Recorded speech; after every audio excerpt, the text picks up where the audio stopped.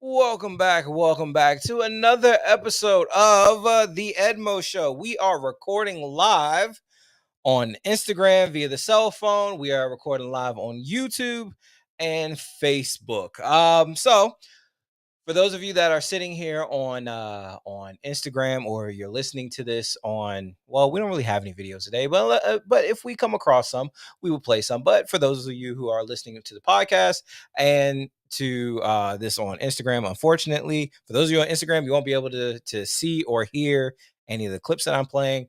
For those of you on the podcast, you guys won't be able to see any of the clips that I'm playing. But before we get into anything, let's get into our first sponsor. As an American citizen, we have this thing called the Constitution. And within that Constitution, we have what we call the Second Amendment, which acknowledges your right to keep and bear arms. If you live in the DC, Maryland, and Virginia area and you want to learn from the professionals, contact my friends over at FTI. That's Firearms Training Incorporated, where you would get basic safety, marksmanship training, concealed carry training, and recertification. Stop the bleed, and much more. Just go to ftigun.com and schedule a class today. So as you guys can see, we are going to be continuing our series as I'm getting my monitors all set up, because I've been playing around with this stream deck that the missus has got for me. But I'm trying to see if these things will play. Let's see. Let's go ahead and just. Okay, I can hear it. So I don't know if you guys on YouTube and Facebook can hear it, but I can hear it in my headphones. So let's go ahead, and we're just getting everything set up here. Let me see. Um yeah, so as I'm trying to get myself situated, let me see. Because for whatever reason, people have been saying that, oh, well, we can't hear anything that's coming through on StreamYard. So I'm trying to just solve that issue for you guys. Trying to make sure you guys have access to that. Let me see. Huh, that won't let me add it there. Okay. All right. Well, let's see. Uh yeah, because I'm just trying to get everything situated here. Let me see if I can add this stuff real quick. Screw it. I'll play with it later on, because we got a show to run. Yes, we got a show to run. So of course, today's episode we are going to be talking about curses. No, we're not going to be getting in all biblical, but yes, we will be referencing some that is in the Bible. Of course, I kind of came up this last minute because I was kind of beating my head on some of the ideas that I want to do for this series. You know, some people have given us some pretty good ideas, but I just there's a certain flow that I like. Let me see. Oh, we weren't even streaming live on Instagram. That's okay. Trouble with live feed video. Uh, all right. I don't understand why that's playing. Oh Lord. Huh. Something is going on with the huh. I might have to try to rework this thing out. Oh well. We're gonna go ahead. We're just gonna rock and roll. I'm trying to see, because for whatever reason, my phone is not allowing me to go live on Instagram for whatever reason. We can't go live. All right, let me try this then. Because I think it was because we didn't have the Wi-Fi set up on the device. There we go. We are live now on Instagram. I apologize, everybody. So the first curse that we're going to get into, of course, is generational curses. Generational curses are something, the Bible talks about heavily. Generational curses are sometimes things that happen between like our parents, our grandparents, descendants that we probably don't even know. A lot of times, you know, us as today, we tend to be the bearer of the brunt of generational curses. A lot of these generational curses start, for a lot of us, identifiably with our parents. Our parents, having children out of wedlock, not getting married, stuff like that, abuse, alcoholism, drug addiction, stuff like that. Having kids in a poor environment can be a generational curse. Sometimes we are the start of a lot of our own generational curses. Case in point, I see a lot of kids or people that I grew up with who are having kids out of wedlock. Of course, for those of you who grew up in the 90s and the early 2000s, we had this show called, was it Teen Mom and 16 and Pregnant and all this other stuff that was kind of glorifying. Well, it wasn't really glorifying, but of course, they were making money off of these teen girls that were having, kids that, as teenagers. So, a lot of these things, start as generational curses. No, but you'll have some people that will sit here and say, "Well, no, my mom is a hero. My parents are heroes. Yada yada yada. They raised me all by their lonesome with no help for anyone else." But what they don't seem to understand is that you are dealing with a generational curse. Can you break generational curses? Yes. Doesn't mean just because your parents, your grandparents, or whoever made bad decisions, probably did things that they had no business doing, or in some cases, which there was a documentary, I can't remember the name of it, but it was a really good documentary on not so much secret societies, but these demonic societies where they would conjure up demons and all types of other stuff, and then they would try to offer their kids as a sacrifice to these demons, which is crazy. I mean, it sounds crazy in today's society, but the Bible talks about people giving up their children for Molech. They were burning their children alive, they were sacrificing their children alive to this deity called Molech, just so that way they can get harvest rain or whatever. Generational curses doesn't really have to be something as extreme as child sacrifice, but as we see today, there we do have a lot of child sacrifices. We have a lot of people who will sacrifice their own children, i.e., go to the abortion clinic because they want to continue their college career. Oh, it's going to hurt their chances and stuff like that.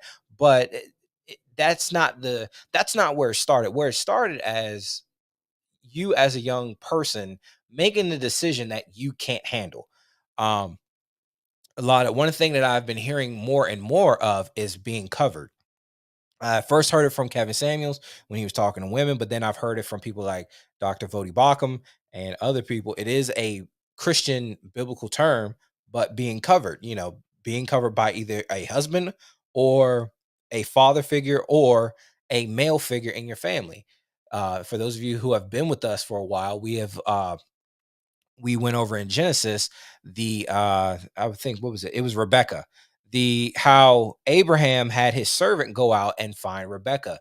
And Rebecca, she had brothers and a father and stuff like that. The servant, couldn't just ask Rebecca. I mean, even though he did, but he wanted to find a woman of good character, which he stumbled upon Rebecca because she was able to take care of the animals and she was a working woman.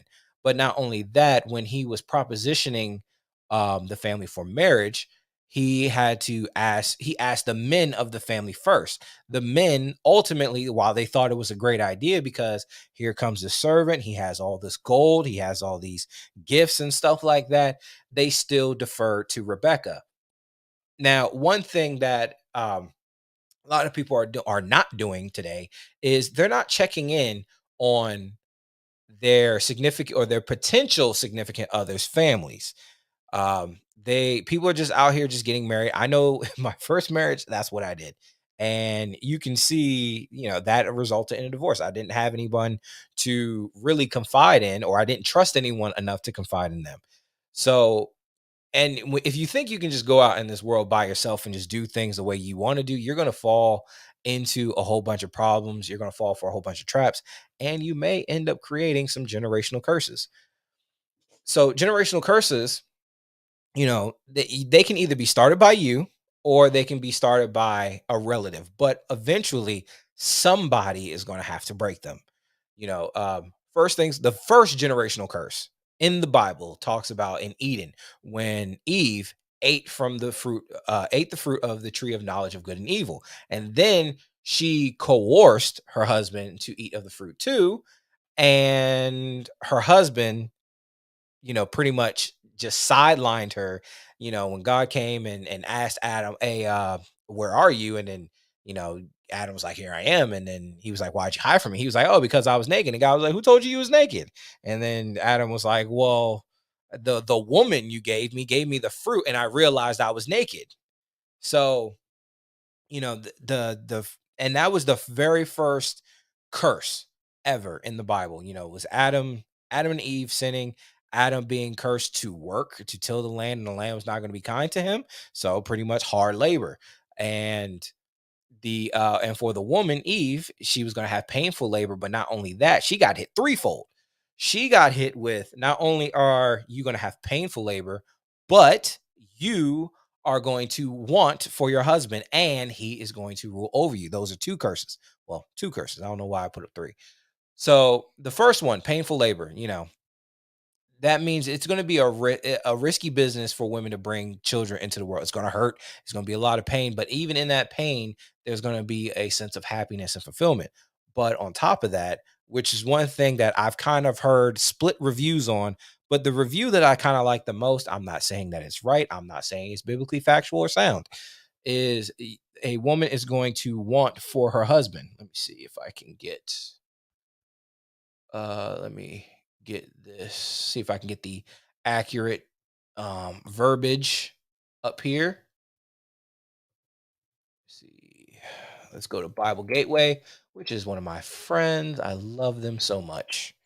So I think it's Genesis 7, I believe. It's 7. Oh, it's too far ahead. Let's go back. All right. Nope. All right. Actually, dang, that's really early in the Bible. Okay. So it is Genesis 3. Let's see where it says. All right. Ba, ba, ba, ba, ba, ba, ba, ba, ba, ba, ba. All right. Let me see. It is Genesis 16. So to the woman, he said, "I will greatly increase your pain from conception to labor. In pain, you will give birth to children. Your desire will be towards your husband, yet he must rule over you." So the I've heard one interesting point of view, or one interesting uh discussion about that, where they were emphasizing, what is it? Sorry for those of you on Instagram.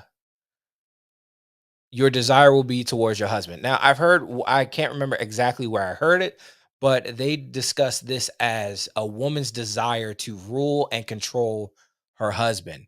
Her desire would be to be able to manipulate him and to control him, and her desires. So she will try to put her desires on her husband, yet he must rule over her. So even though she will try to manipulate him and all this other stuff, and eventually, somewhere along the line, her husband will have to rule over her. Her husband will have to be the head of the family. So she will be in constant conflict with herself, with her desires and her control, versus what will ultimately happen. And to that I forgot. I think the talking point went to, when women try to control men and all this other stuff, they will produce weaker men, and these weaker men will create hard times, and ultimately these women will be made to suffer through these hard times until strong men come along, and these strong men are not going to put up with that. In fact, these strong men are going to demand that these women submit to them, or will rule over them. Now, when we're talking about generational curses, we have some people who will use I would say, one of the original curse of independence. A lot of people are too independent, and to me, independence is a curse, because as people, we are supposed to be codependent. Even as men, we are supposed to be dependent on God, but we are also supposed to make family, and we're supposed to work and our family is supposed to maintain our legacy. But in order to get that, you must have a woman. And if, as we see in Genesis later on, we look at how some of these strong men have strong women. In the case of Abraham and Sarah, Sarah was very vocal. She wasn't she, even though she was submissive to her husband, she was also very vocal about what she wanted, her desires and her wants, and dislikes and stuff like that.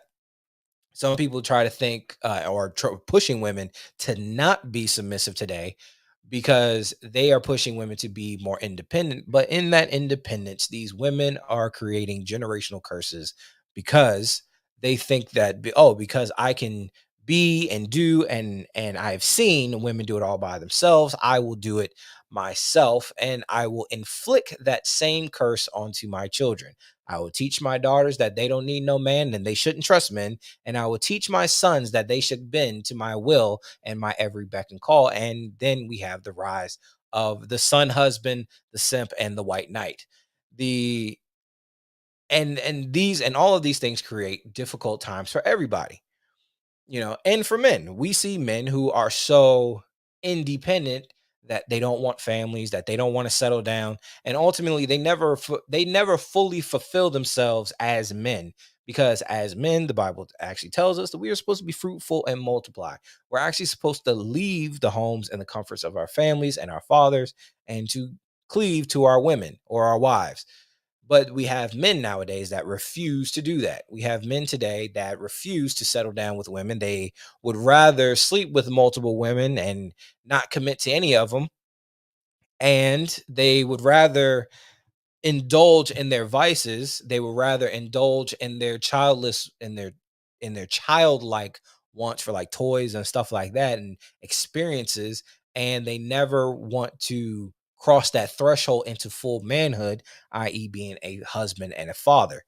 So this curse of independence has been tricking both men and women that we don't need each other. Now, also with these generational curse, and I think that independence is first going to be, and the reason why I'm bringing up independence first is because Eve made that choice to eat the fruit independently. Then Adam, instead of chastising his wife, or really like taking control and being the head of the household that he was meant to be the king of the land and stuff like that, he decided, well, obviously she didn't die, so it must be good. So a lot of us men, we fall short on what we see, and we don't cross reference anything else. God said, well, if you eat from the fruit of the tree of good knowledge of a tree of knowledge of good and evil, you will surely die. But of course, Adam seeing his wife eating the fruit, and it's like, whoa, she's not dead. Okay, well, maybe I can eat this now. But lo and behold, you can't. So so Adam didn't do what he was supposed to do. He wasn't being the man of his household. He wasn't being the king of the land. He wasn't being what he was designed to be. And we have a lot of these men out here that are being groomed like that in the absence of the father. And a lot of these women will chase men away, or they will pick men who never desire to be around anyway. So when you sire these young boys that are growing up, and not that's not to say they don't have men around, but the men that are around aren't, how do I say this? They're not fully men. They are boys in men's clothing. They are boys in they are men who still have the spirit of boys or children. They and Pink Book Lessons, she's been doing a pretty good video on, or she's done a couple videos about this documentary in the 80s, how they were showing in, I believe it was the Bronx or somewhere in New York. And they were showing how it was like a group of these women, and they were acting, and I think the question was asked, would you marry the child of your father? And they were like, no. I mean, yeah, would you marry your child's father? And they were like, no. And then one of the girls, and this was back in the 80s, said, well, I don't need a man. My mother raised me and my siblings by myself. We still got women out there today. You got women out here that are out getting degrees, getting these high dollar jobs and all this other stuff. And rightfully so, they in their mind believe that they don't need a man. And Why should they? If society is going in that direction, and these women are making just as much as men, they are competing with men for these jobs. They're buying homes, they're being the men that they've always wanted. So why would they want to settle down with a man? Why would they want to submit to a man when they are already the man in their lives? A lot of these women are out here are walking around with transgender energy. They are women on the outside, but they're women on the outside, but they're dudes mentally. But at the same time, you have a lot of men who are stuck in this adolescence because either they were raised by weak fathers, or they were raised by too strong of a mother, or they weren't raised with men around, and they were groomed to be the man that their mother wanted. you know they were groomed to be the son husband. They were groomed to, as long as they did what mommy wanted, mommy would take care of them. But before we get into anything else, let's move into our second sponsor. Many of us struggle with credit at some point in our lives. I know I have. If you have a 400 to 699 credit score and you want an increase, I have a connection that can legally erase negative things like repos, foreclosures, late payments, medical bills, student freaking loans, evictions, and much more. Just contact my friend Michael Stanley Jr., the Credit Savage, at 717-609-4829 and text the word credit. You'll get amazing results. And I assure you that you will, because I am getting them right meow. So back to it. So you have these men out here that are being groomed to be son husbands. These men, like in Genesis, they don't want to leave and cleave. A lot of these men are married to their mothers. A lot of these men are married to wrong spirits. A lot of these men are creating generational curses. And when we look in the Bible, a lot of times, a lot of these generational curses are created by men. When we look at I'm just jumping ahead. When we look at David actually killed his best friend Uriah to take his wife. We got boys out here doing this all the time. We got boys out here, often dudes, all because they either have what they want or have what they desire. You got Solomon getting trick simped into, or getting tricked, because he has all these wives. Solomon had over a couple hundred wives and a couple thousand concubines, and he's making temples and altars and all this other stuff to their gods, and he invited their wrong spirits into the kingdom of God. And we have men out here that are doing the exact same thing. You have men out here that are being groomed as simps. You got these feminist type men that are out here that are championing the single mother, the single woman. They're out here creating the fallacy that women can be bad all by themselves, and they are helping them do it. These are the men that are calling these women queens and goddesses and all types of other BS. You have these men that are out here worshiping these false idols that is called a woman, because and these are the men that lay down at the feet of women, all because they got large breasts, big butts, thick thighs, whatever. you know i- Ignoring all the red flags. Either she got kids, or she has poor financial habits, or she comes from a very poor background. Or they'll ignore all that, all because she has a good job, or she drives a nice car. You have a lot of these men now out here who also have transgender spirits. They're men on the outside, but they're women on the inside. These are men who claim to be men. They try to be as alpha as humanly possible. They try to be very intimidating, but then they want a woman to take care of them. They want a woman to spend her last on him. They want a woman to pretty much be their mommy, or try to be the daddy that they never had. They want a woman to take control, make decisions, and all types of other bullshit. And to that, all I got to say is, I mean, because it's crazy to me that you have these men out here that defer to women so hard that they end up castrating themselves, and they never become the men that they were meant to be. These are men that, and I've seen some of them growing up, and I had some friends who have fathers like this. Oh, ask your mother. Oh, what did your mother say? Oh, and I get it. To a degree, women are in charge of children, But at the same time, if you're the man of the house, first of all, when it comes to children, you and your wife, and the emphasis on wife, not your girlfriend, not your baby mama, none of this. You and your wife need to be on the same playing field. You pretty much you need to be running point, and your wife needs to be blocking everything, or vice versa. Like you two need to be of one mind, because biblically speaking, you are of one flesh.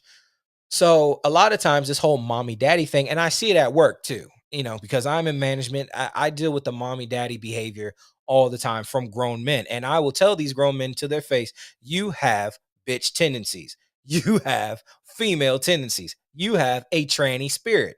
Because a lot of these dudes will sit there, and if they don't like the answer that they were given, even though the answer that you have given them was the correct answer, they will go to someone of a weaker front to get what they want. And what do? They will pull on those heartstrings. Again, you will see these men out here talking about fight for 15. You will see these men out here talking about, oh, they want to be pro choice. Because the reason why you have men or the male feminists out here is because the male feminist wants the woman to kill her own child so that way he can keep sleeping with her. No children means no responsibility. No children means that he doesn't have to be accommodating to that child, because most men, and if you, those same men, if they end up getting these women pregnant, they will run. They will run. So you have a lot of dudes out here who lack accountability, who lack responsibility, who lack any sort of testicular fortitude whatsoever. But these same men will talk about how much of a man they are. I think my mouse has lost power. There we go. Yeah. So you have these same men that will bang on their chest talking about how I'm an alpha male and I gets bitches and I gets this and I gets that and yada yada yada. But yet you're living in a $2,000 to $3,000 apartment. You don't have anything to your name. You're driving an overpriced car and you're living paycheck to paycheck. You have these same dudes that will sit here and trick on the weekends. And what do I mean by tricking? These are men who will try to use their wallet to get women. They would try to finesse these broads by either getting a table at the club or getting expensive bottles or buying women whatever they want to buy their love. These men are tricking themselves and they are tricking these women. And a lot of times, these are men who lack male accountability. They're not accountable to anyone. They don't have a wolf pack, they don't have a pride to go back to. And that goes to another point. A lot of these curses, now we have the curse of the alpha male. And I'm specifically talking about men now. The curse of the alpha male is a curse that is a new one. The curse of the alpha male is this delusion that if you call yourself an alpha, you bang on your chest, you try to do overly masculine things, like you try to make, and pretty much you're just acting like a giant child. You see these dudes walking around talking about how luxurious their beards are, but yet they still defer to women. They still do everything humanly possible to peacock for women. If you're really an alpha male, first things first, for an alpha male, when we look at the animalogical or the zoological, whatever, I'm bad with words today. But when you look in nature and you look at the alpha male, first things first, 9 times out of 10, being alpha comes with the mutation. The mutation, like silverback gorillas, or when you look at baboons, they get more colorful, they get bigger fangs, they get stronger, they get more testosterone. Even in lions, you can see typically the alpha male is darker. He has a darker mane, he has darker fur, and he's bigger. He's more muscular. In wolves, the alpha male is bigger. The alpha male is groomed from birth. Now, a lot of these alpha males don't come from alpha males. They're not alpha male stock. They don't come. They're the runts of the litter who run around and try to kill what they can, and they try to run by themselves. Now, the second thing is, in order to be an alpha male, you must have a pack or a pride. Or you must have I think in apes it's called a colony or something. You have to be responsible for somebody. You are there. The alpha male has the size, the power, the ferociousness, and the level, understands and practices a certain level of violence because it's necessary for the protection of his family. You have these dudes out here talking about how alpha they are, but yet they don't have anybody at home to go to. In fact, they still go to their mommy's house to get their meals made. They still got parents that are paying on their car, or they use credit cards to get them by, day to day. A lot of these alpha males try to they are what we call peacocks. They try to fluff their colors, make themselves look more attractive when the real alpha is out here taking care of their kids, taking care of their women, taking care of their community. And these alpha males got scars on them. These alpha males are battle tested, they're battle proven, while these pseudo alpha males are out here starving. And even in nature, you'll see these pseudo alpha males that will try to come in and take what another alpha male has. And depending on how much bigger or how much skill, or just depending on how old that alpha male is, that incoming alpha male may or may not win. 9 times out of 10, it's a battle to the death. It's real alpha men mark their territory, not sitting here peeing on things that they can't protect. They're like little rabbit dogs, little dogs that try to run around and pee on stuff, and then they're real quiet, like my dog. They real quiet when you take them out for a walk and they see other dogs. They start the whining and the pissing and all this other stuff. But then when you take them in the house, they see another dog. Oh, the hair stands up on their back. They get a deep growl and a ferocious bark. But then when you crack that door open, what are they going to do? Not a damn thing. But the real alpha dog is going to sit there and he's going to be quiet. And until you step foot on his property, then he's going to show you who the big dog is. Or the big dog will defer to the male of the house, the alpha male, the man who's paying the bills in this bitch. So, and that's one of these curses. Now, the next curse that we got, especially for women, oh my goodness. And I just had this discussion. I've been having this discussion for all week, is the successful woman. Now, to some people, they may say, "Oh, well, that's not a curse. How is that a curse?" Well, I'm glad you asked. The successful woman is a curse because the successful woman is much like the independent spirit. The successful woman is a transgender spirit. This is a woman who is very feminine. She can speak the corporate lingo, but on the inside, she is a dude. She prides herself on her accomplishments. She goes after, lucrative things. These are women who try to go up the corporate ladder. These are women who care about their paycheck. They care about their image. They care about excuse me, they care about their title and their degrees, all while pushing family aside, all while pushing men, finding a husband aside until they reach a level of comfort where now they decide, okay, well, I'm 35 years old. I've got a house, I've got a car, I got a 401k, and now it's time for me to settle down.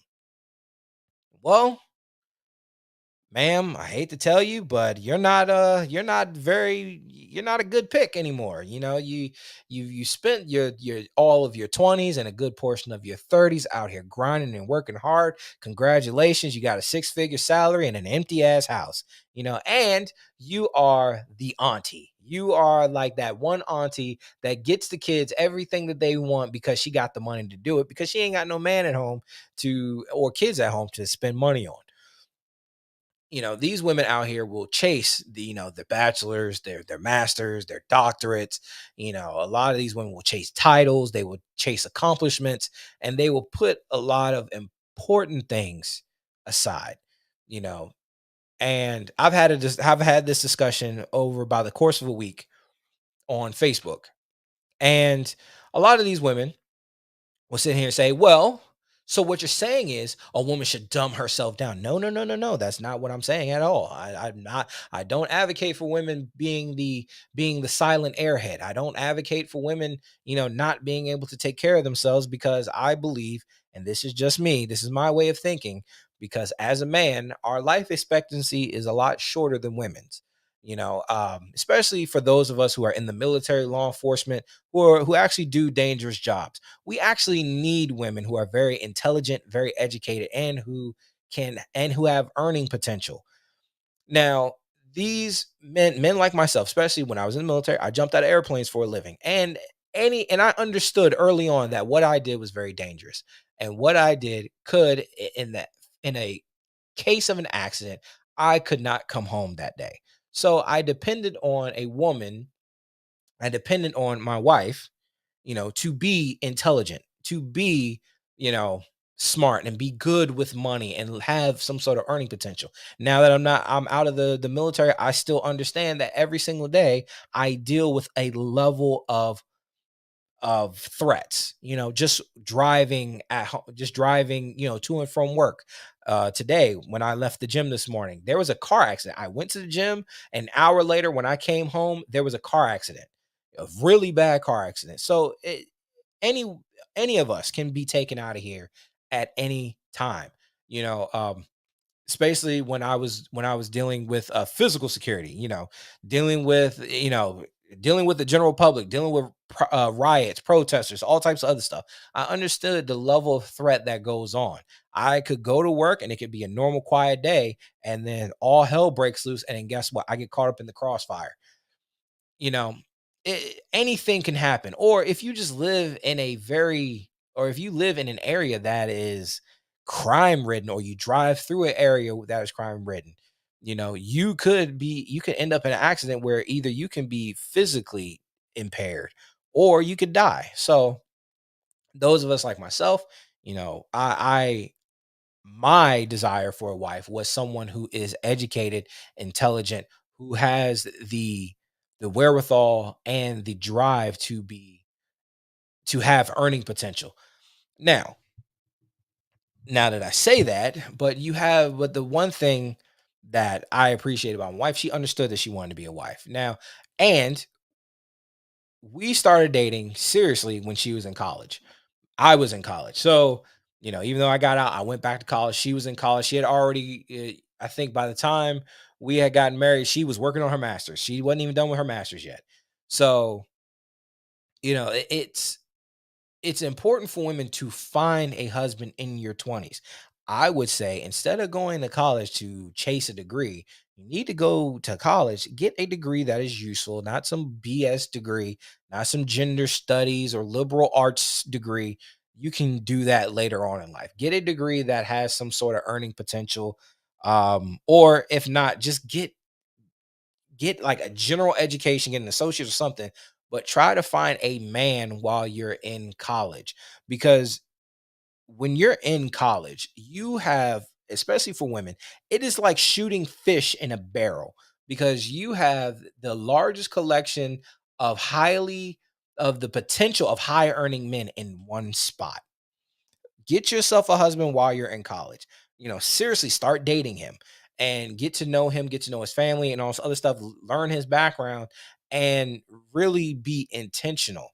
But a lot what these women do is they go to college, they try to get these degrees, they get out here in the workforce, they start struggling by themselves, they start partaking in hookup culture. Then they realize, oh crap, my rent's going up. I want to be able to go on vacations and all types of other stuff. Now I need to go. I need to go back to school to get myself another degree because I want more money, but putting myself into debt. So even though I'm earning more money, I'm paying off student loans. So the money that I'm bringing home is negated by the student loans that I have. So you got these women who have these high earning potentials, but who are riddled with debt. And by the time that they come into their own professionally, they've aged out of the marriage market. And yes, marriage is a market, especially if you're getting married to start a family. It's a market for this. So the best time for a woman to get married is in her 20s. You got to get married in your 20s, because the moment you step into your 30s, trust me, the harder it is for women to submit to the institution of marriage, to submit to a husband, and to even pick a good man. Because a lot of these women will do in their 30s, their needs go up. Women are naturally hypergamous. Their needs will go up. And especially the more that they have, the more that they require. If they have a townhouse, a condo, or something like that, they need you to have a townhouse, a condo, or a house. They need you to have that car. They need you to have a 401k plan. They need you to meet them where they are and exceed them. But all the while, you still got to be good looking. You can't have no baby mama drama. And the pool just gets smaller and smaller for them versus when they start out without having anything. The largest pool of high earning potential men in the world between the ages of 18 and 24. And what do they want to do? They want to do hot girl summers. They want to do turn up Fridays. They want to do thirsty Thursdays. They want to do all this stuff instead of being action minded in their future. It's ridiculous. So the independent woman or the success driven woman is unfortunately a non-starter. She will have all these degrees, she will have all these accomplishments, but she won't have a man in her later years to hold her at night. Or these women will have to reduce what they want. And then they have to get in a very trans-spirited relationship with men who are less than them. They put these men into the feminine role, and where the men are not the high earners, they're not the breadwinners. These are the men that work mediocre jobs. They come home every day and they tend to the woman's needs and desires. The woman is not happy at all. She is very miserable. She's unfulfilled. She starts looking at her man as a waste of space. And then what does she start doing? She starts looking at younger, hotter, buffer, more athletic men. And she ends up becoming the cougar. And the cougar is probably by far one of the biggest simp makers in the land, because cougars will do one excuse me, cougars will sex up young men real good, and then they'll mommy them. They'll buy them all the things that they want. And then the cougar will get played by the younger dude, because guess what? Now that he's getting his sex game up, hey, he wants to turn the skills that he's acquired from the cougar, and he wants to turn them on the young girls. But the young girls ain't into him like that because he ain't got no money. So it's a vicious cycle. And a lot of these curses intermingle with one another. So the successful woman is by far one of the most elusive, but also one of the most dangerous, one of the most overlooked, because women truly don't understand that their success is a double-edged sword.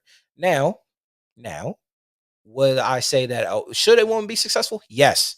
Yes, a woman should be successful after she gets her husband. And when I said that in that comics group, she was like, a lot of women were sitting here saying that, oh, well, you're just saying that women are only good for making babies. No, no, no, no, no, no, no, no, no. What I'm saying is women should plan for their future. If knock you have between the ages of 18 in the Western United States, you have that between the ages of 18 and 35 to have happy, healthy children, happy and healthy. You have between the ages of 18 and 80 to have a very high performing career. I've seen more women in their 60s and 70s still working.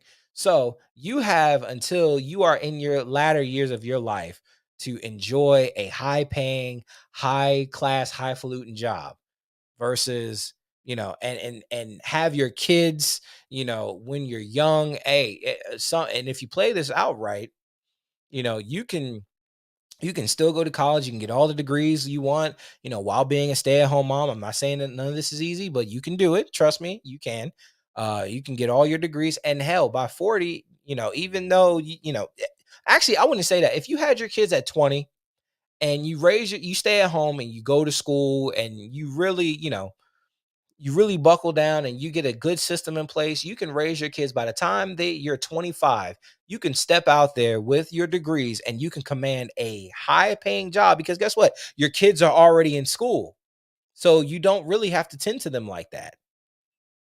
So, and then as they get older, guess what? That's just more time for you. And especially nowadays with COVID, you can work at home. But speaking of which, let me just go ahead and talk about our last sponsor. If you suffer from acne and dark spots like I do, and you want a deep clean or a wax, contact my friends over at New Skin Cosmetics, where you are guaranteed a certified esthetician and all natural products with no chemicals. Just text 202-507-9577. So yeah, So it is better for women to have get their husbands earlier, get their children out of the way earlier, you know, and that way, by the time you're in your 30s, you can compete. Now, am I sitting here saying that you'll be a six-figure earner by the time you're 30? Hell no. I'm not saying that. Yeah, you more than likely you're not going to be a six-figure earner in your 20s. I mean, unless you really grind out like that. But I'm just saying, like, it is better for you, for women, to get married younger. Get married, get your man, get your husband. Follow his lead. Let him work. Let him do him. Let him be the moneymaker. Because guess what? I'm telling you, because I hear women all the time sitting here and say, "Well, being a mom is like having two jobs, two full time jobs." Yeah, it is, because you got a full time job, to make money, and when you come home, you got to be a full time mom. That is a full time job. So if you just cut out one of those and just be a full time mom and a full time student, especially, oh my goodness, especially if you have a man that works for a good company. Let's just say you meet your husband in college, and y'all get married, you both graduate or whatever, your man goes out to work. You can work on your master's degree as your man is sitting here working, and you can be pregnant and doing that stuff. So hey, have kids, hey, put the kid down, get a good system set up. I mean, the only thing that I hate about women is that they make so many excuses. But then when they're in their latter years, they're complaining about how they're 35 years old, they're trying to get pregnant, they're going through miscarriages, or they're having to raise children who have um health complications and stuff like that, versus just getting it knocked out of the way. Get your man in college, let your man work, let your man go out there and battle the world. And trust me, when as he's sitting there battling the world, you battle them daggone kids. And get yourself set up so that way when them kids start going to school, you know what? You're working on yourself. You're working on your degree. You're working on your professional skills. You're working on your certifications. When you step into that job market, you will be a force to be reckoned with. Why are you out here trying to compete with men and you're a single woman when you can get your man? Let your man compete with the other men. That way you reap all the benefits. You're building the home that you want. You're taking one, you don't have the stress of going into work, and I'm not saying you have to be a stay-at-home mom, but use that time. Use your 20s as your time to focus on your family, because I'm telling you, as you get older, as your kids will thank you.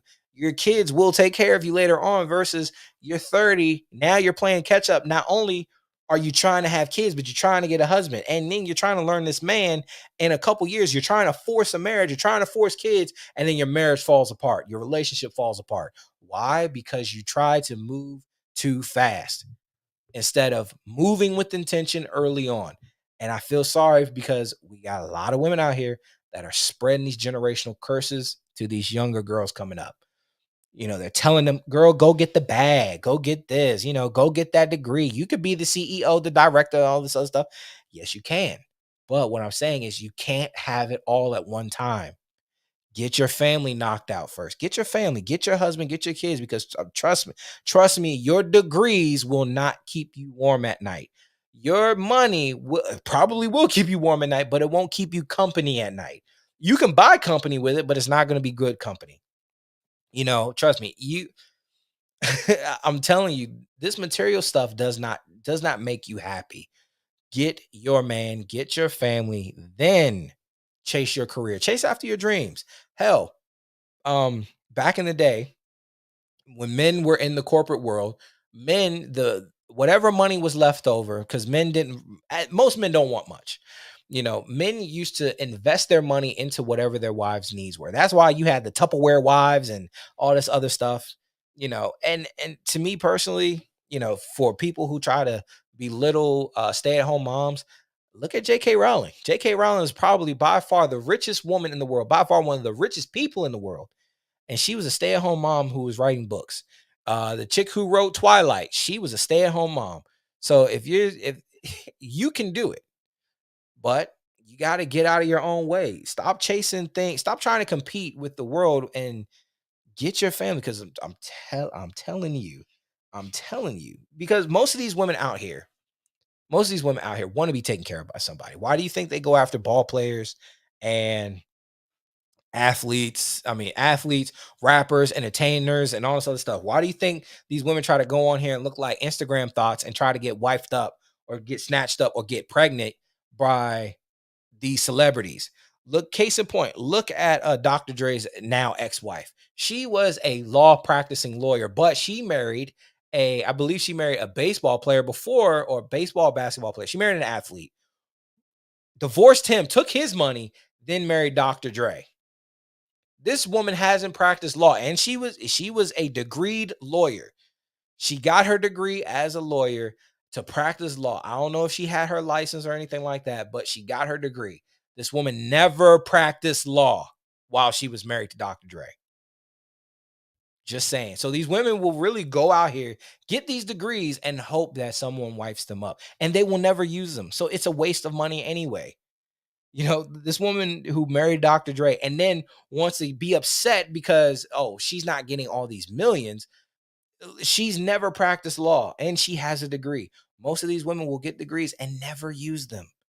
So again, if you all I'm saying is, and I'm not speaking for high value men, I'm talking for the regular middle class dude, because that's what I am.